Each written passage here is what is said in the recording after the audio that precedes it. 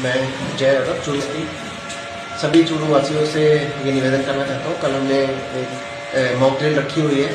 अगर कोई ऐसा होता है कि कोई दुश्मन का एयरक्राफ्ट जो है हमारे चूरू जिले की तरफ आता है, तो उससे कैसे अपने आप को बचाव करना है ताकि वो कोई घटना यहाँ चूरू में नहीं कर पाए। उसके लिए यहाँ पे हमने व्यवस्था करी है कि हर गांव में, कस्बे में सायरन बजाई जाएंगी। तो सायरन की आवाज़ सुनते ही सभी को अपने घर में अंधेरा कर लेना है, सारी लाइटें ऑफ कर लेनी है, कोई लाइट घर में जलनी नहीं चाहिए। पूरे गांव में, पूरे कस्बों में बिल्कुल अंधेरा हो जाना चाहिए। और जो स्ट्रीट लाइट्स होंगी, दूसरी लाइटें होंगी, टोल पे लाइट्स होंगी, वो भी सारी बंद करवा दी जाएंगी। लेकिन घरों की लाइटें सबको अपने खुद ही बंद करनी पड़ेंगी, बिल्कुल अंधेरा कर देना है ताकि कुछ दिखे नहीं। और इससे हम अपने आप को भी सुरक्षित करेंगे, हम देश सेवा का भी काम करेंगे, देश की सुरक्षा का भी काम कर रहे हैं। तो हम सबको इसमें भागीदारी निभानी है।